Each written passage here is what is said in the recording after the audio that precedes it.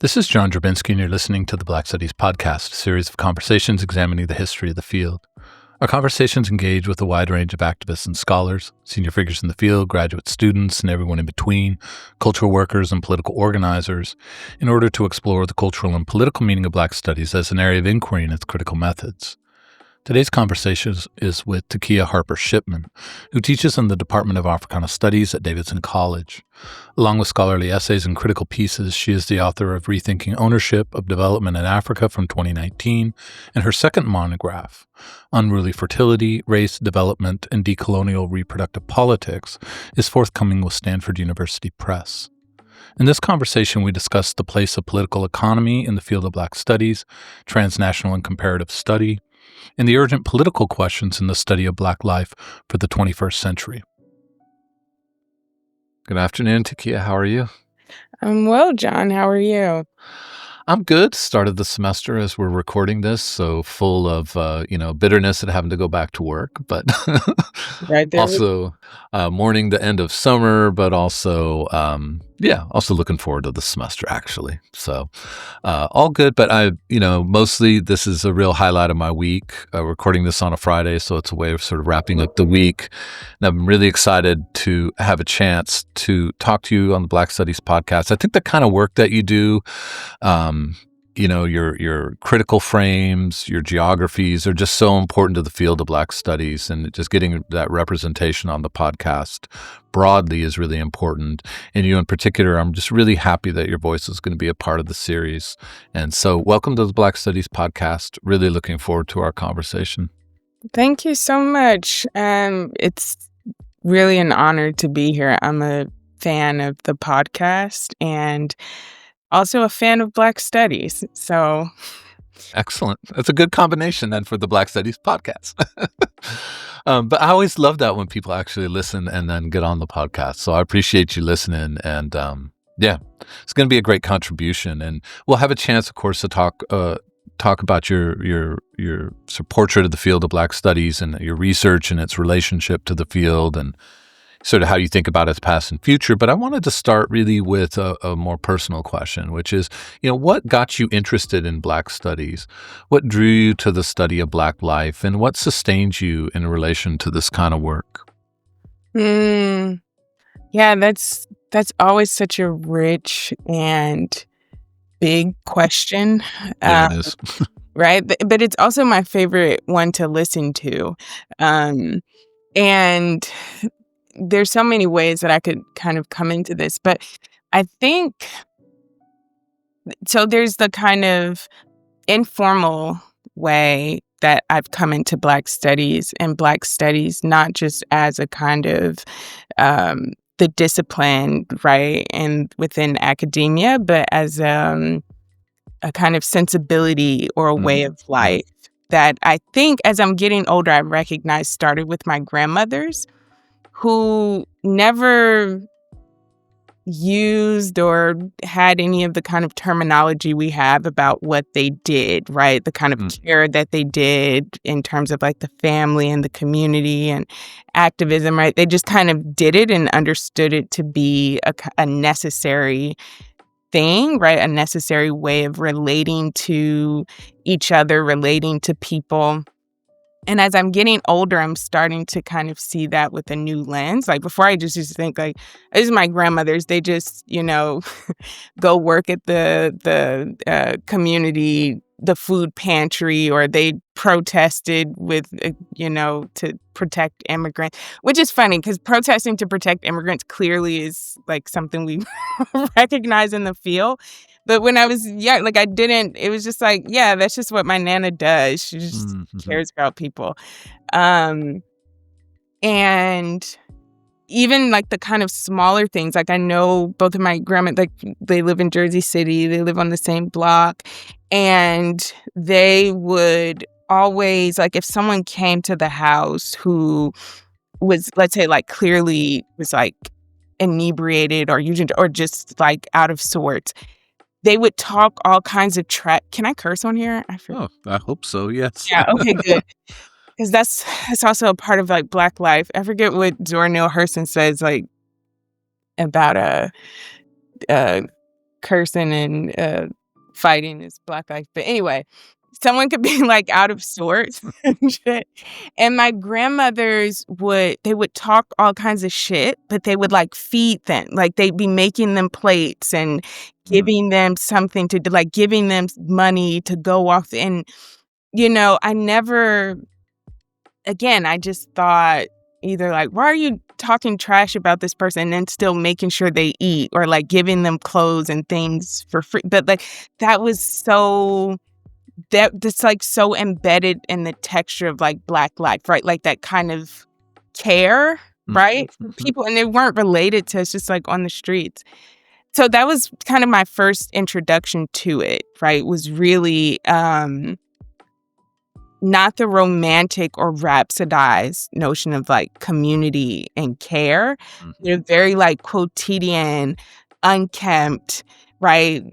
But I'm here with you, you're here with me, we live together on the street, but we're going to look out for each other, kind of thinking about Black studies or how Black life exists and shows up.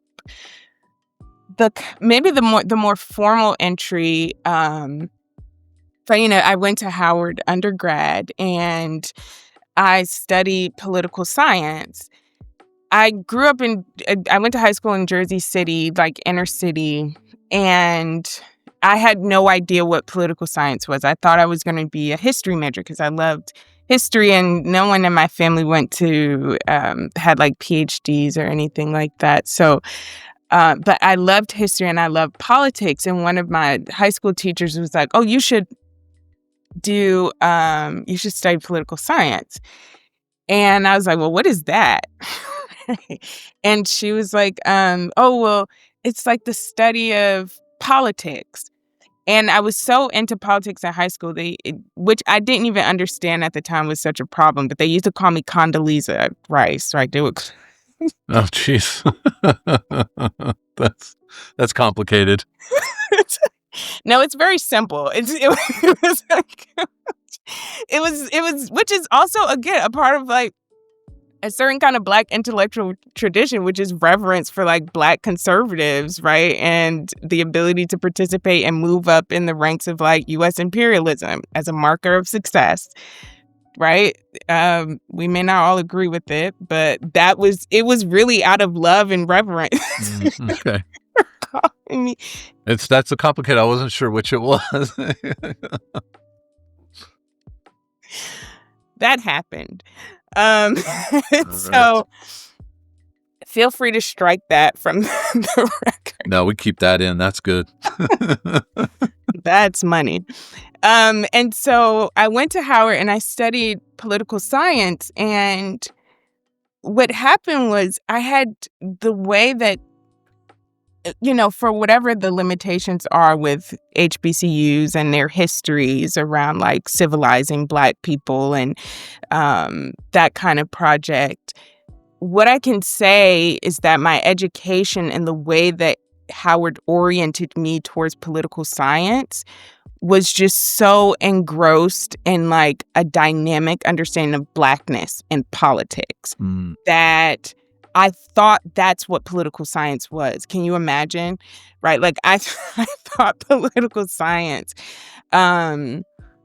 was reading all of these kind of Black figures, reading across the diaspora, right? Like even taking a text like Sundiata, right, as a kind of a story about Black politics, right? I'm thinking like, oh, this is political science. Wow.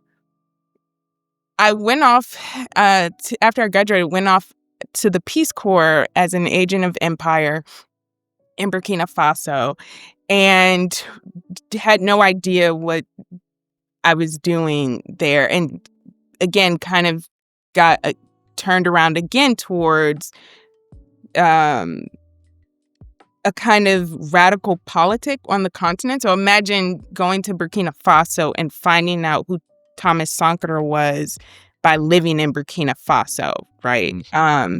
Just drastically changed my view of the world and of politics. But I still held on to that understanding of political science from Howard.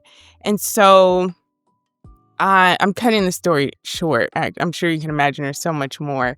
But I'm thinking like this is political science, and I can think about this critique of development, right? Like through seeing all of the problems with it and on the ground and seeing how people responded in so many alternative ways. Like I can go back and get a PhD in political science to understand this. Absolutely not. I went and got my PhD. I went back, started a PhD in political science, and was like, what the hell is this? Right? This is not what I learned political science, how I learned political science at Howard. This is X's and Y's on grad. This is all. Yeah. That's what it's modeling, right? And these esoteric questions and exercises and dilettantism, right? Like this is political science. It's so useless, right? No one's asking any questions that are rooted in what's taking place or really trying to solve problems that are happening in the world. In fact, I came to understand it's like, oh, this is where the status quo is maintained, right? And I started to, I had realized like, oh, I had all of this training in Black studies and this different approach to political science from Howard, but being so enmeshed in political science for so long, I started to internalize a lot of what political science was telling me, right? One, which is that race is not ubiquitous, right? That race is, and Blackness is a thing that people in American studies and Black politics explore, and they explore via surveys and large quantitative studies, and Blackness is very rigid. It's a box you check, right?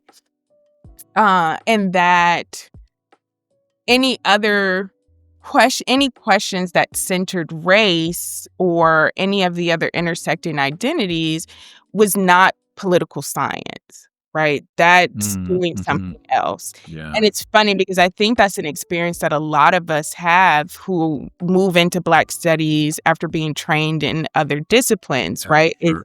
It started with us not belonging there, in part because of the types of questions we wanted to ask and because of the ways we recognized those disciplines just couldn't account for the fullness of Black life, right?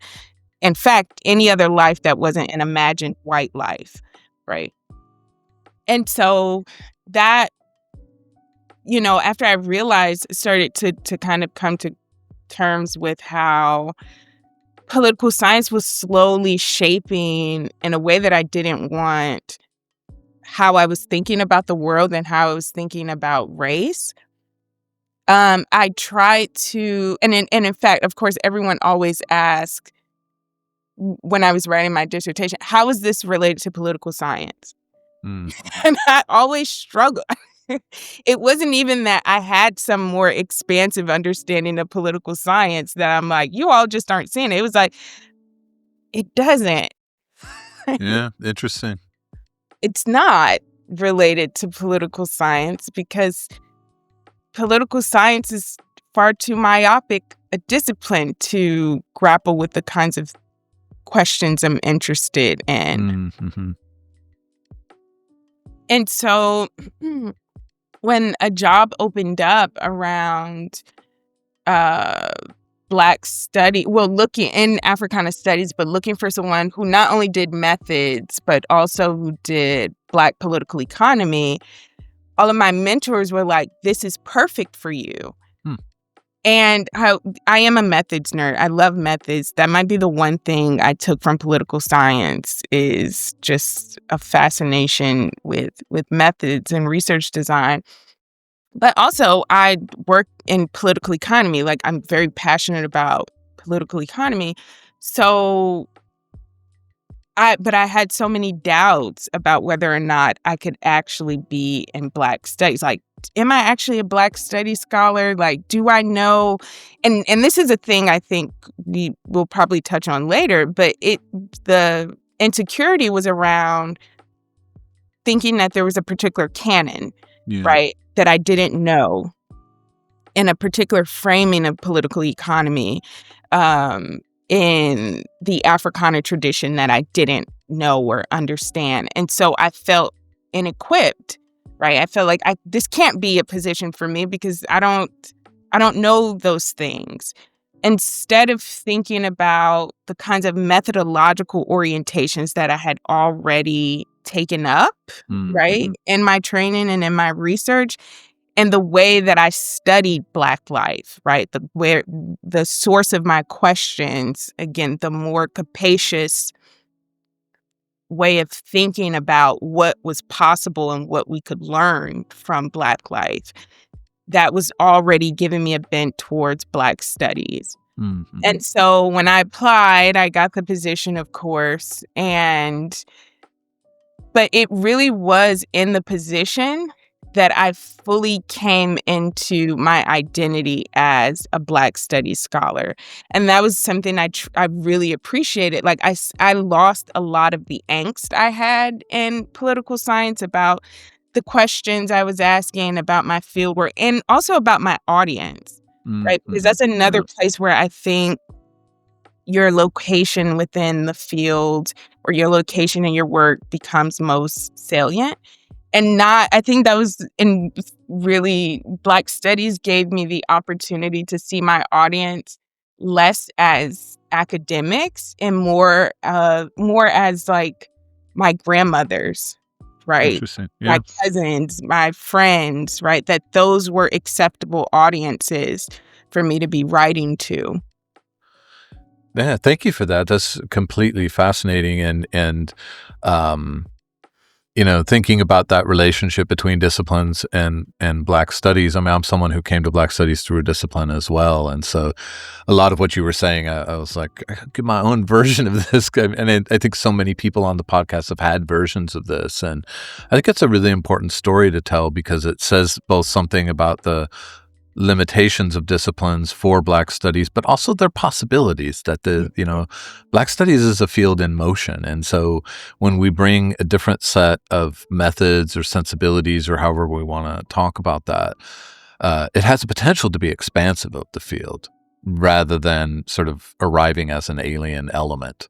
But that also requires some crafting of those methods and those sensibilities to sort of make their way into an established field. Yeah. And so, I mean, I'm sure we'll talk about that in your own work in a minute, but I mean, you do raise the question of, Black studies and that was, Africana studies being this position you got out of graduate school. And so I'm interested to hear you talk about, now what your portrait of the field is, what is the idea of the field that you work with? And I always ask this in the context of its origin story, which was the commitment and demand and then commitment of Black studies to the study of an intellectual tradition, that the Black intellectual tradition had no home in disciplines. Black studies was going to be the place where that work was done. And it is that place where that work is done.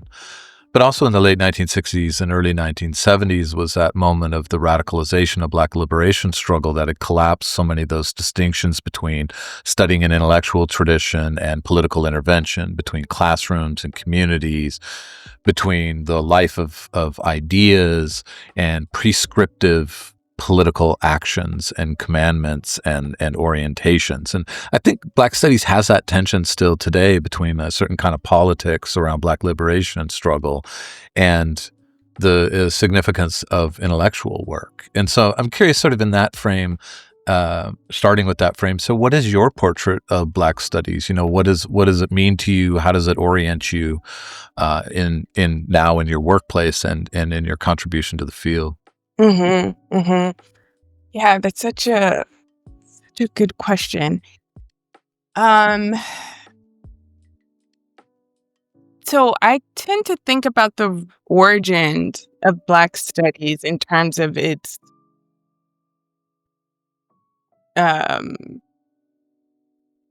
arrival as a discipline, right? Or even the kind of pre-stages before it became institutionalized as a discipline. I tend to think about that narrated alongside the rise and fall of third world studies, right? And I think that's always really important when we're thinking about that moment in Black studies, particularly because of the concessions that had to be made around the denial or neglect of third world studies in order for Black studies to kind of rise and be institutionalized. And a lot of what I understand, or how I understand that time period, particularly in the late 60s, when these kind of revolutionary movements were taking place and this demand that the university be something other than, was that it happened alongside those kind of third world struggles that actually sought to abolish or kind of get rid of these like rigid racial distinctions as somehow places to kind of keep being reinvested in, but to think about the shared interstices, right, of oppression across these different groups, and how a third world studies, for example, uniquely situates that oppression as like shared, right? And I think there's a really good, one really good text that kind of talks about this is Gary Okihiro. I think I'm saying that right, on third world studies. But to talk about how the concession that was made, Black studies was the concession, right? And I think like Fabio Rojas's book makes this argument as well, right? That turning Black studies into a kind of into a discipline that has a family resemblance to other disciplines, right? So that it could effectively be institutionalized, had to happen so that third world studies, which was about abolishing these categories, right, completely changing what the university was, kind of rendering it back to something that belongs back to the communities, that became a non-starter, right? Like, right, in the exchange for Black studies being institutionalized. And so my thinking, or how that has shaped what I do and how I teach and how I write, is that I think about Black studies as planned obsolescence, right? If I'm working in that original tradition, and the tradition we're in, those Black radicals, we're also working alongside people from like Asian communities, the indigenous communities, right? Like all of these different other groups. And the goal was that the university no longer exists as we know it, right? Which means like the ways that disciplines are organized, even the idea of disciplining, right? That those entire kind of forms, modes of inquiry, right? Modes of dissecting knowledge, right? Breaking them up into these compartmentalized spaces, even to the extent that Black studies becomes a separated, compartmentalized space, that my job is to completely do away with. I should be working towards my own obsolescence. Interesting. Yeah. And that to me feels like how I teach, right? Like to be abolishing my own privilege, right? Or to at least be making that transparent all the time. That's how I write. It's to also always be like implicating myself in whatever systems of oppression, whatever dispossessing structures that I'm talking about, right? But to always be thinking about these things, whatever we're talking about, right? So if we're talking about racism, if we're talking about patriarchy, if we're talking about ecological destruction, is to be embedding myself in whatever the problem is and the solution, right? So that I understand that in order for us to really see the kind of liberation that we want, like my very category can't exist in that form, right?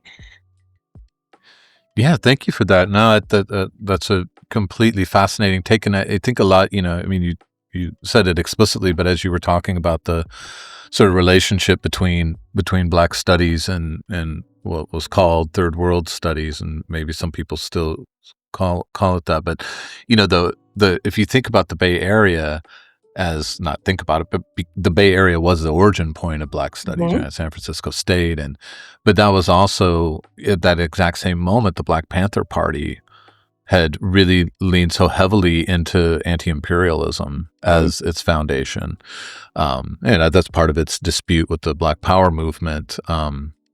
And so thinking about that anti-imperial, the radicalization of the peace movement, and then the demand for Black studies, that's such a potentially transformative moment, and sort of asking like what happened to that potential transformation, right?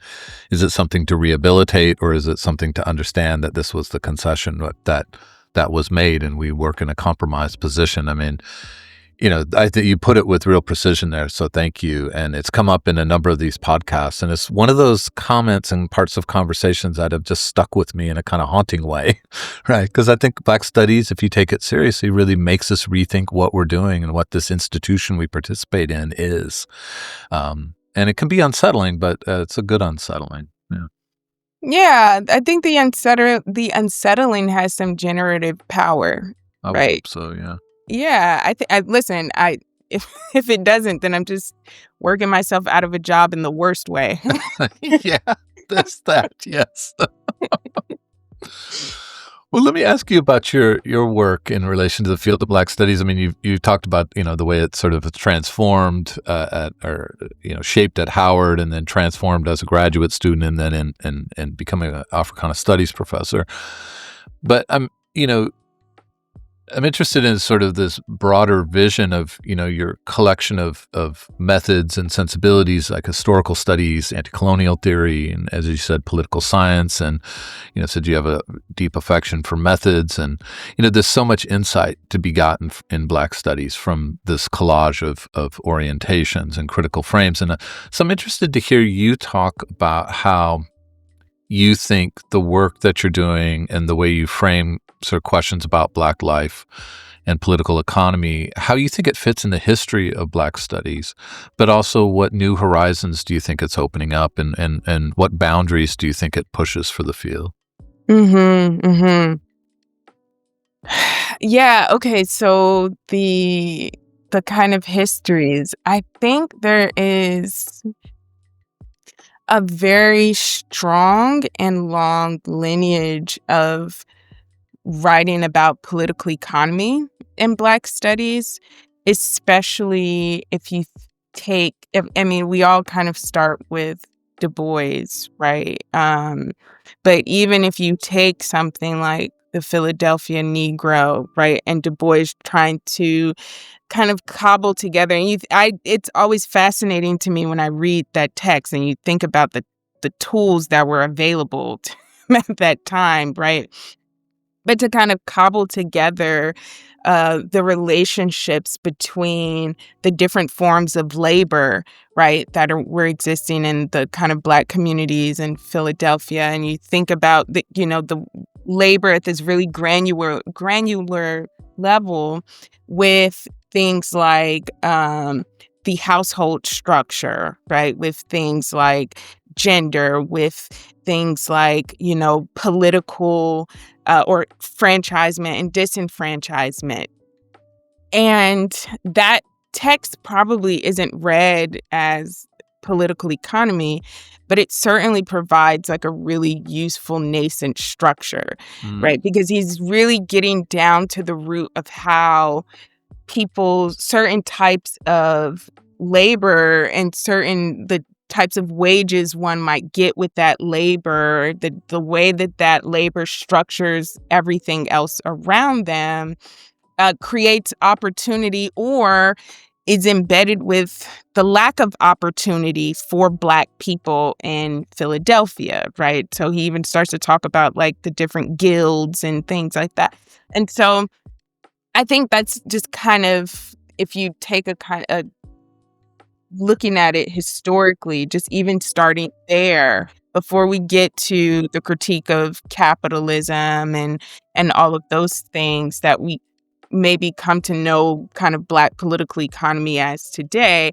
I think just a full survey and stock of the relationships between Black people and labor and how the economy or how those things are shaping Black life, and then vice versa, right? Like how Black life is shaping those jobs, and then how that kind of comes together or is dictated by certain kinds of political structures, right? Like those things have always kind of been part and parcel of Black studies for me. Mm-hmm.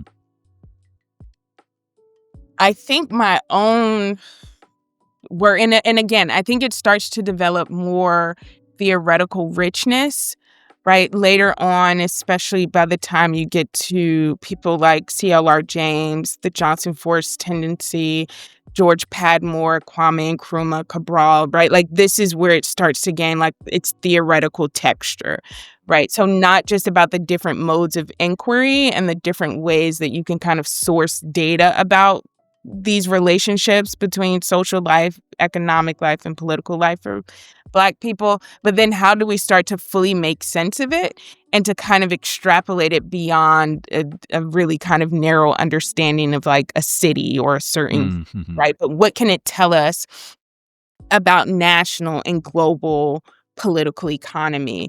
And then further beyond that is what can it tell us about the limits or the possibilities of the human, right? Because even outside of like Black political economy, right, that's ultimately what we're always negotiating or always interrogating, right, is like the human. Mm-hmm. And not to get all like winters about about it, but like I fully believe that like everything we're getting at or everything we're trying to unpack or to reimagine or to kind of sketch out is about what does the human entail, right? And what's possible within that.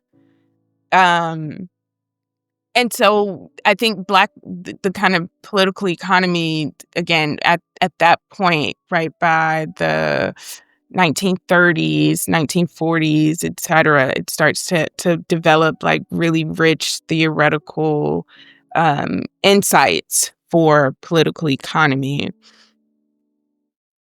My own work, it takes up this question, and it's always shifting. I think I'm not sure that I can say outside of just broadly, I'm always interested in studying this nexus between politics and capital, right? And how that creates and recreates racial, gendered, and sexual distinctions. Mm-hmm. And then how people either reproduce, struggle against, bastardize, right? All of those things to create new meaning or to create new modes of living. That can look like whatever, right? So like my first book was on this concept called ownership of development. And I did field work in Burkina Faso and Kenya. And it's funny, this was like my pre-Black studies days. And you can see it in the writing because I'm still trying to make myself somewhat legible to political scientists, or at least like global politics scholars. Mm-hmm. But what's funny is because I do a lot of mixed methods. I primarily do qualitative methods. So I do a lot of interviews with people on the ground, with policymakers, civil society, civil servants, and ethnographic methods, all of that. The data, like what was coming from talking to people, though, was very much like Black political economy theories would have better explained what I was finding than trying to look for like a theoretical framework out of political science to do that. And essentially what I found, what I talk about and what I found in that first book was like how the World Bank and the IMF just kind of refashioned themselves as knowledge support for these African countries, right, and these African governments, and to suggest that what they provided was kind of like epistemic guidance around how to make policies and things like that, so that the World Bank and the IMF could no longer be considered responsible when those policies did in fact fail. Yeah. Right. And so, that was like that book broadly, but I didn't explicitly talk about race, although race is always operating. I didn't explicitly talk about gender, though gender was always operating. This second book is like, you can't escape those words. every third word, like race, gender, sexuality, race, gender, sexuality. So a word search will be the way people can distinguish the books. Yes. Very much that. That's good. I like that. Right. But I think it's a really, hopefully it just shows the intellectual growth that's permissible in Black studies when I made the shift out. Right. Like I hope that the second book just is demonstrative of that. Right. In the way that I could better account for and explain what I was finding. And so in the second book, it's just called Unruly Fertility, Race Development in Decolonial Reproductive Politics. And in that book, like, I used to think of myself as someone who did squarely African politics. But again, being in Black like, I started seeing these. I'm looking at the political economy of family planning, originally in Senegal and Ghana. But then all of this stuff was happening in the U.S. with the abortion bans and things like that in the South. And I was like, there's so many similarities, right, that are happening here around like family planning and race, and particularly like in the Southern geography, right? And that were so similar to what was happening in Senegal and Ghana. And I was like, I have this field gives me the permission to make these comparisons, right? In a way that I would have to, and do still have to, constantly justify otherwise why I'm comparing North Carolina with Senegal, right? In the way that I do in the book. And really what I started to think about, again, understanding political economy broadly with the second book, was like all of the ways I could bring those methods that political science is using for evil to like Black studies. I like that way of phrasing it. That's awesome. Right. So I was like, you can enrich the field of Black studies with methods from disciplines, and they just get changed. You're like, take these things and that were used for evil. I like that's a better twist on what I said. That's a little bit more honest. Is it not that? Really you don't have to co-sign it, but truly, like, they're using them for like in bad faith. So, like, yeah. So I started using like, I use GIS, so I use spatial and mapping software. I go back to like interviews, right? Ethnographic research. It's the first time I actually do archival research. So I'm using archival research as well. Like, just so many methods that I'm bringing together to really shorten the discursive space between places like North Carolina and Senegal when we think about how the state uses poor Black women's fertility to further economic development and capitalist production, right? So otherwise, like, you wouldn't think that North Carolina would have anything in common, especially in that realm, with countries like Senegal and Ghana. But the book really brings those places together to show how, like, the form of the nation state and its relationship to promoting economic growth is always going to necessitate these kinds of hierarchies that always frame Black women, and especially poor Black women, as underproductive and over-reproductive, right? In fact, when the reality is that they are a highly productive class in both the sense of productivity as counting towards GDP, but also in the kind of social reproduction theory understanding of productivity, right?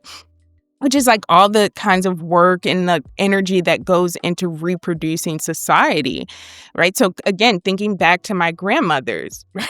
Like, Yeah.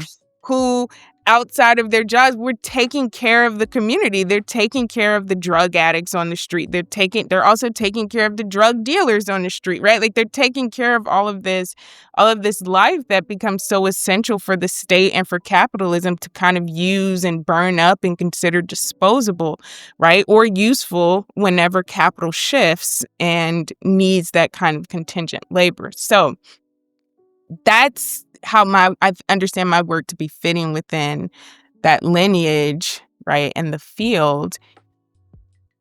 Where it's going. Oh, goodness. Well, this is so interesting because I'm not on social media, but I feel like so much of Black studies happens on social media. So Yeah, I am on social media, but I hate this part. But yeah, go ahead. Not to prejudice what you're about to say, but it drives me kind of insane.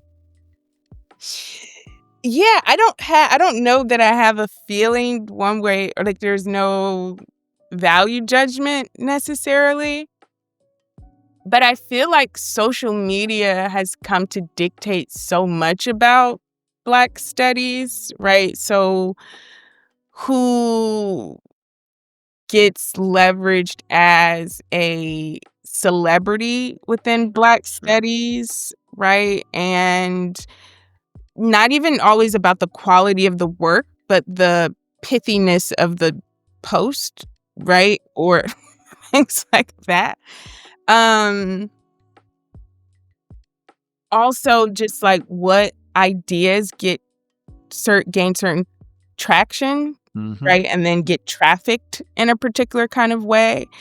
I find like social media has a lot of power, right? And generating that, especially for like Black studies. I know at one point there was a thing called Black Twitter, right? Which is also Yeah, books about it and everything. I mean, it is interesting. I mean, you're talking about political economy, and there is this way that plugs into certainly the publishing world. I mean, I remember, and nothing ever came of it, so I'm not revealing some behind the scenes thing, but I remember hosting a symposium on a topic and an editor having seen it on Twitter and said, my Twitter feed is full of people talking about this issue. How about publish a book collection of essays on this?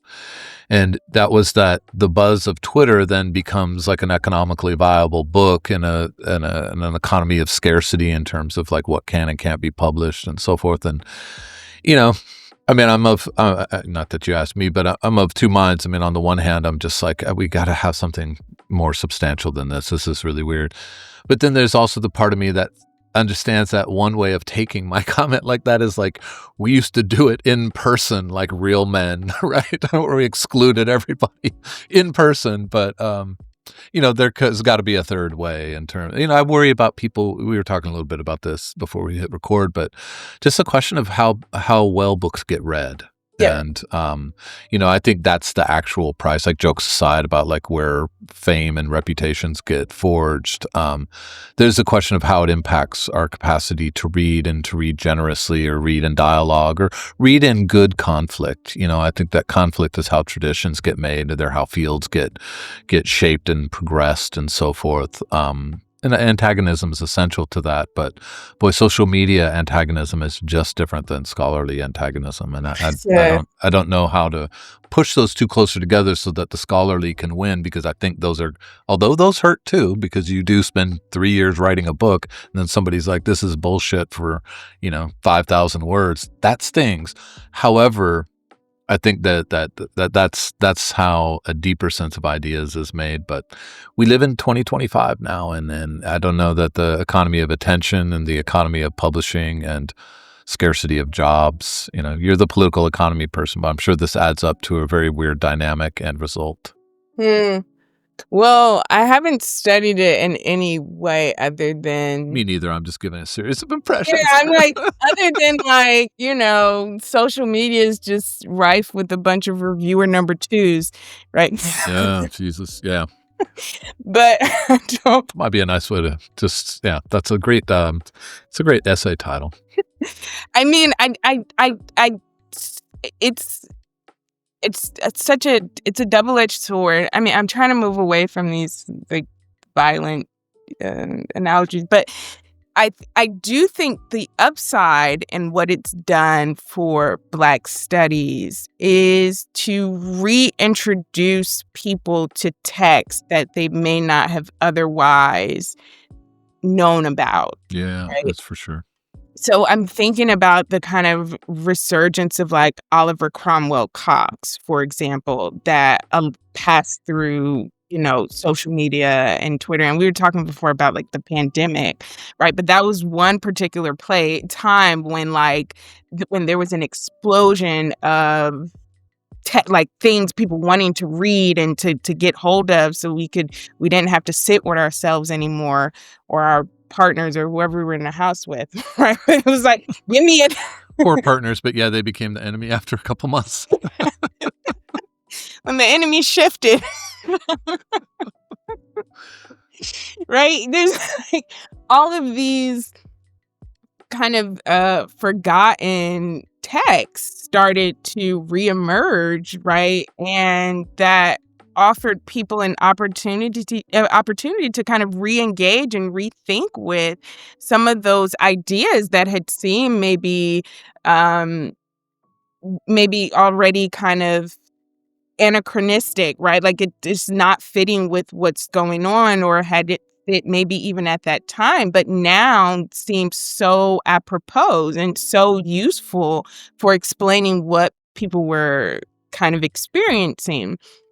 And so there was that, and I don't know if there is some other way to do that in such a rapid and widespread way, right?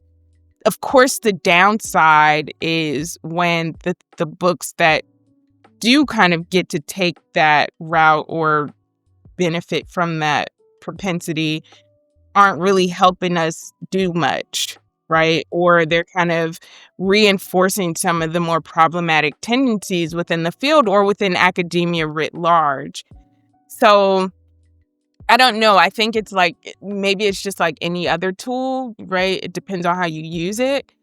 But so much of how I think about, and again, and this is from somebody who has like a Facebook, so I'm like rarely even on social media, but I always get wind of or when I hear a word or a phrase that's coming in and being used, it always tracks back to like Twitter or X or whatever it's called now, right? Or some social media experience. So I do think the other good side to that, though, as much as I'm like talking shit about it, is it also creates another avenue for non-academics to participate in what we think of Black studies as, right? That really is true, yeah. So it really decenters the kind of professionalized intellectual, right, or the professionalized academic to create space for those kind of guerrilla intellectuals, right, who know just as well, right, George Jackson, Blood in My Eye, right, or Assata Shakur, some of these texts. They know it down, and they know it in a way that academics aren't reading it, right?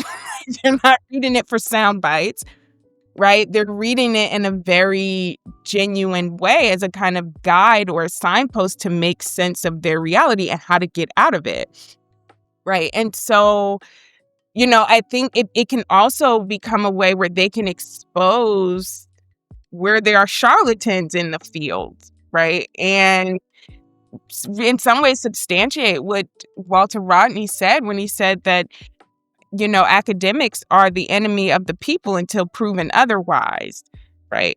And so sometimes that can be a place where those things get laid bare, and not in a way that reifies the boundaries of Black studies, but actually kind of returns it to what it was trying to do in the beginning. Exactly. Yeah. Right?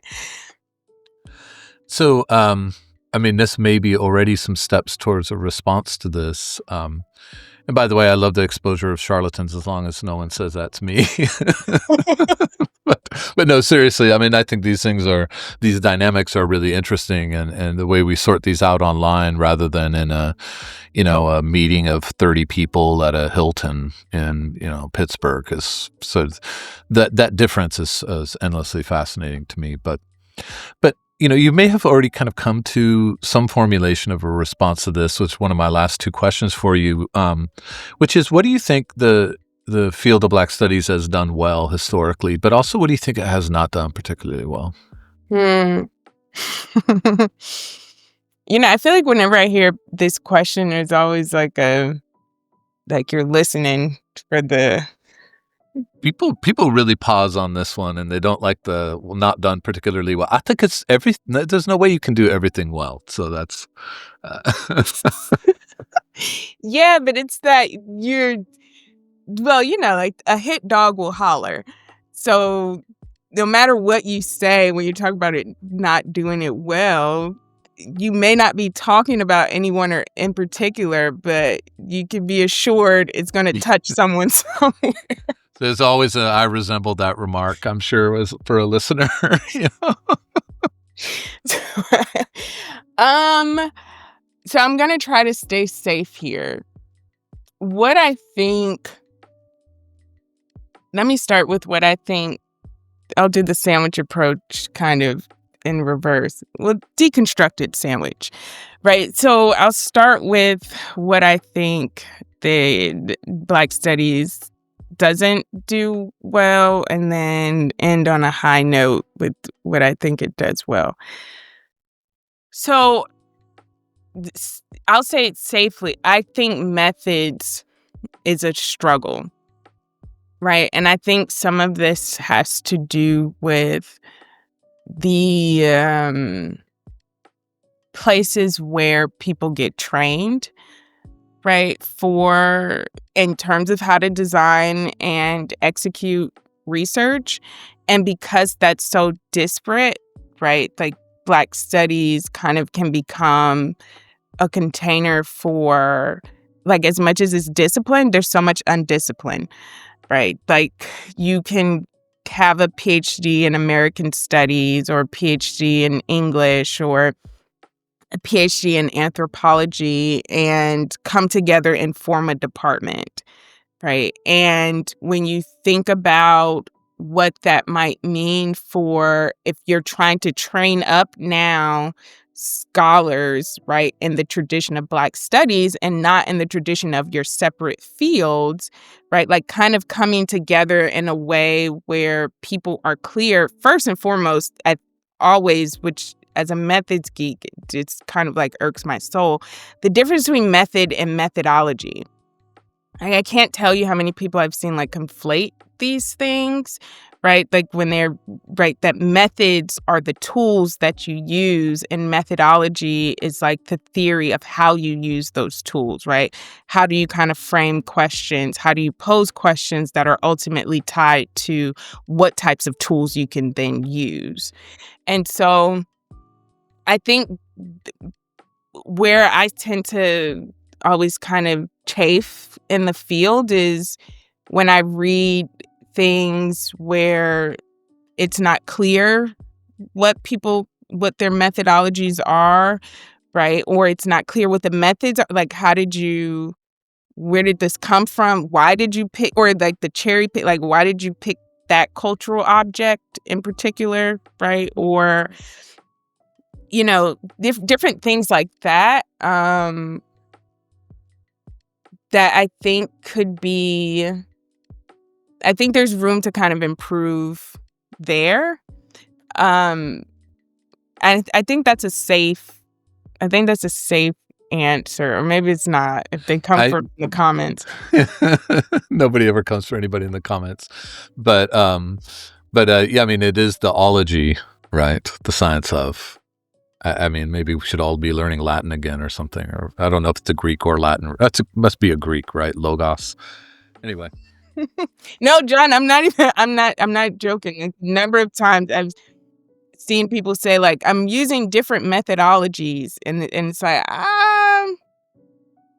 right? That's kind of hard to do, right? It's like different methods. I share your frustration, so I'm just got a sympathetic ear here. Listen, I'm like, so, and I very much recognize that maybe that's some like hangover from my political science days, but I think that that's part of it. And I'm trying to recall that, and I can't recall off the top of my head, but again, like Du Bois, who was known for having such a rigorous approach to studying Black life, right? And very much, we talk about like the humanistic social sciences, and I think you can't discount his role in kind of forming whatever that is, whatever you think the humanistic social sciences is. Absolutely. But he has this line where he's talking about like Black life demanding like rigorous inquiry.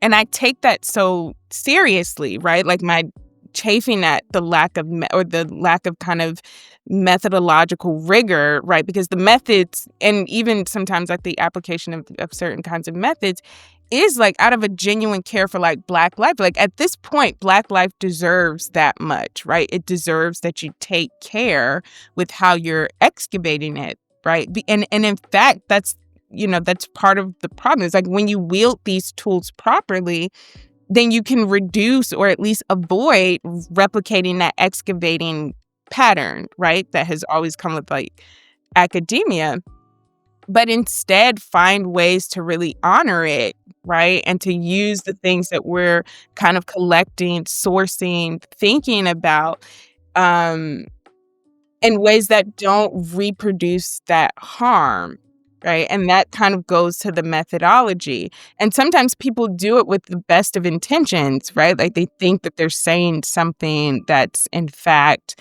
going to reaffirm, whatever kind of Black cultural object or whatever kind of Black,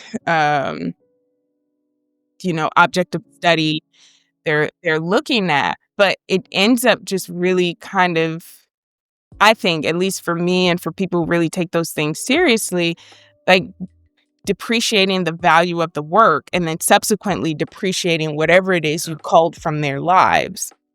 And if I go like way back to the sort of first phase, or I think it's in the 30s number podcast I think it was with Courtney Joseph, had this phrase that really stuck with me where she said rigorous care.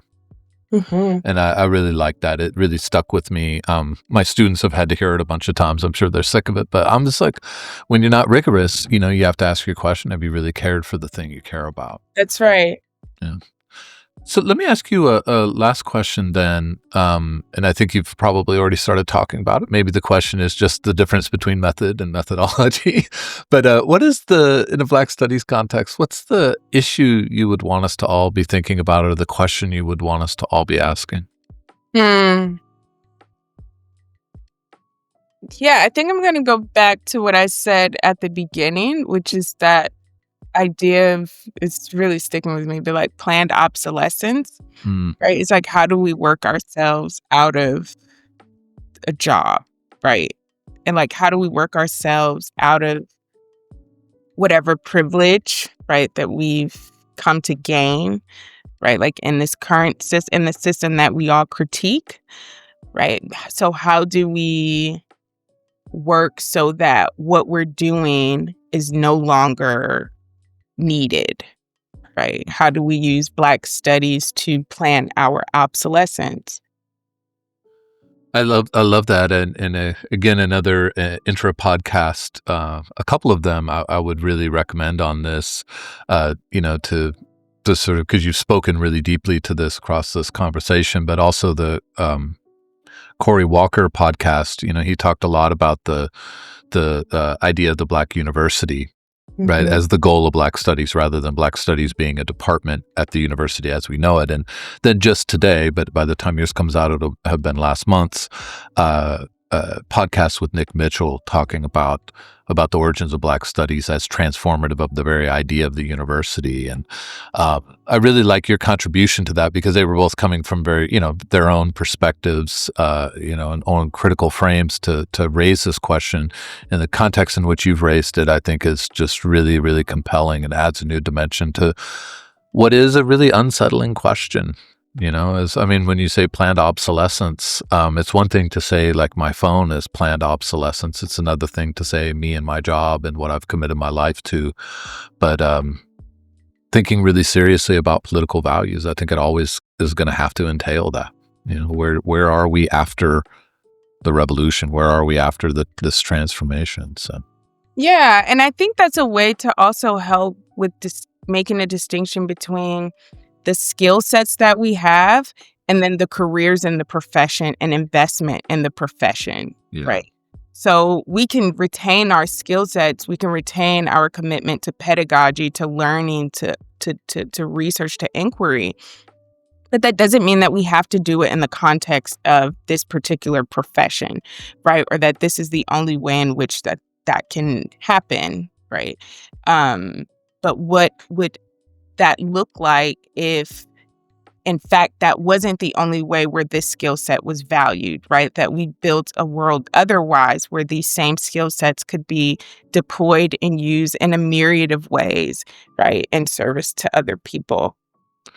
This is such a wonderful place to end. Thank you for that. And thank you for this whole conversation, Takiyah. It's been super interesting, and is every bit the contribution to the series I was hoping it would be. So thank you for your time, and really, thank you for your thoughtfulness and insights. This is a really important part of the Black Studies podcast. This episode opens up a lot of new things for us to think about and challenges for us, while also, as I was saying, maps onto a sort of corner of the podcast that I think asks some of the hardest questions we can ask of ourselves in Black Studies. So thank you for all of that, and thank you for your time. Thank you, John. It's been a pleasure. Well, have a great rest of your day. You too. All right. Bye-bye. Bye.